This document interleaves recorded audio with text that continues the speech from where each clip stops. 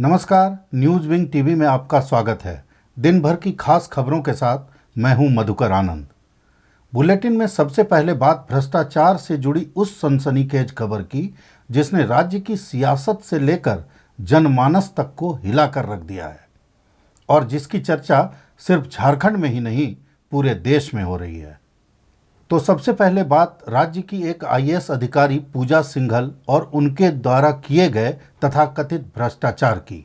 मनरेगा से जुड़े money laundering मामले में ईडी ने बड़ी कार्रवाई करते हुए रांची से लेकर जयपुर, गुरुग्राम और फरीदाबाद तक में एक साथ छापेमारी की। ईडी ने झारखंड में कार्यरत एक महिला आईएएस अधिकारी पूजा सिंघल और उनसे जुड़े कई अन्य लोगों के ठिकानों पर भी छापेमारी की। शुक्रवार की सुबह करीब 7 बजे से ईडी की टीम ने एक साथ देश भर के कई ठिकानों पर छापेमारी शुरू कर दी।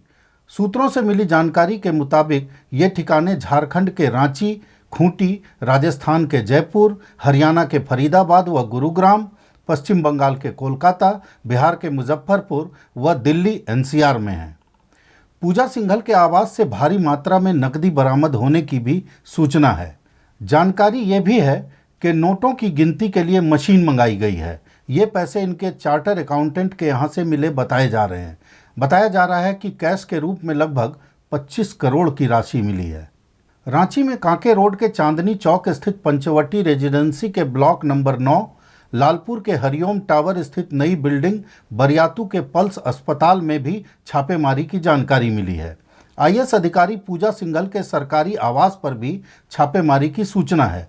जानकारी के अनुसार कारोबारी अमित अग्रवाल के ठिकानों पर भी छापेमारी की गई है। अमित अग्रवाल मुख्यमंत्री हेमंत सोरेन का भी करीबी बताया जाता है। इस पूरे प्रकरण पर प्रवर्तन निदेशालय की आधिकारिक पुष्टि का इंतजार है। मिली जानकारी के अनुसार पूजा सिंघल के मुजफ्फरपुर स्थित मिठनपुरा ठिकाने पर भी ईडी ने दबिश दी है। यह मकान पूजा सिंघल के ससुर कामेश्वर झा का बताया जा रहा है। वे भी बिहार सरकार में पदाधिकारी थे। जानकारी के मुताबिक ईडी ने उन्हें गिरफ्तार भी किया है। गोड्डा सांसद निशिकांत दुबे ने ईडी के छापे पर सीएम हेमंत सोरेन और आईएएस पूजा सिंघल पर तंज कसा है। उन्होंने ट्विटर पर लिखा है कि पूजा सिंघल सीएम की नाक की बाल हैं। उन्होंने ही सीएम, उनके भाई, गुर्गों और दलालों को कौड़ी के भाव खान आवंटित किया है।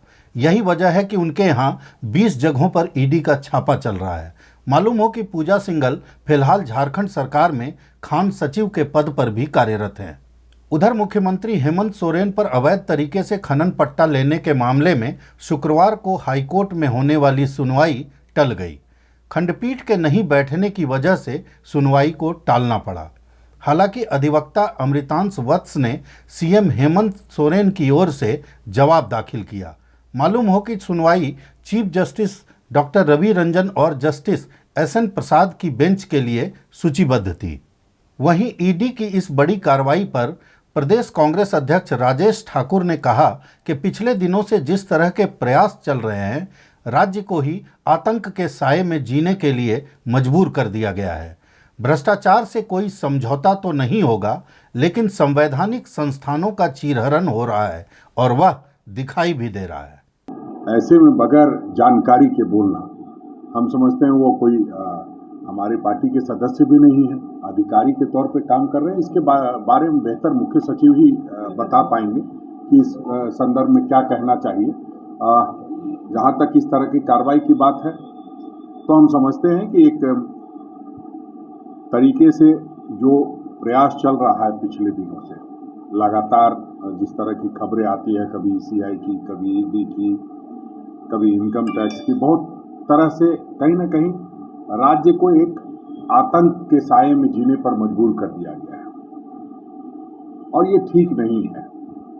आप कार्रवाई करें, कार्रवाई से कोई मनाही नहीं है, भ्रष्टाचार से कोई समझौता नहीं है। हमने सरकार बनाने के लिए समझौता किया है, भ्रष्टाचार का समझौता नहीं हुआ है।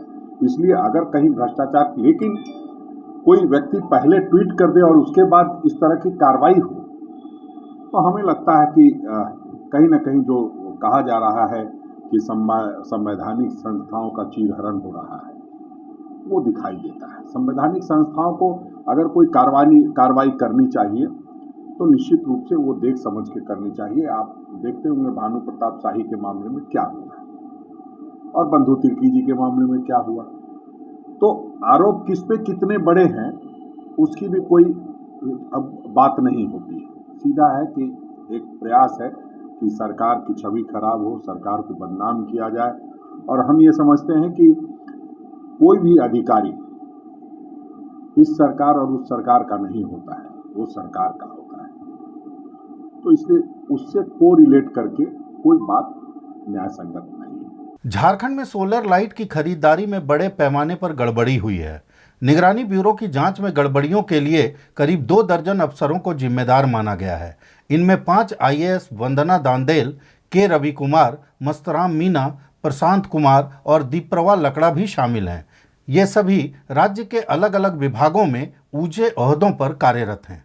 दलबदल मामले में बाबूलाल मरांडी के खिलाफ दायर 2 याचिकाओं पर स्पीकर रविंद्रनाथ महतो के न्यायाधिकरण में शुक्रवार को सुनवाई हुई।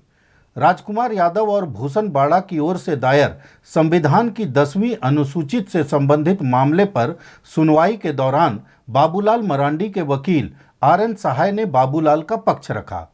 वकील RN सहाय ने कहा कि यह केस चलने योग्य नहीं है, इसका कोई आधार नहीं है, इसलिए इसे रद्द किया जाए। उन्होंने कहा कि यह केस विधानसभा की नियमावली के भी प्रतिकूल है।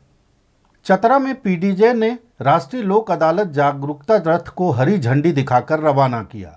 14 मई को आयोजित राष्ट्रीय लोक अदालत में जागरूकता रथ जिले के विभिन्न प्रखंडों में भ्रमण कर लोगों को लंबित मामलों का निष्पादन कराने के लिए जागरूक करेगा। गोवा में 12वीं हॉकी इंडिया राष्ट्रीय सब जूनियर पुरुष हॉकी चैंपियनशिप शुरू हो गई है। इसमें हॉकी झारखंड की टीम ने शुक्रवार को अपने पहले मैच में हॉकी उत्तराखंड को 5-1 से पराजित कर जीत के साथ शुरुआत की।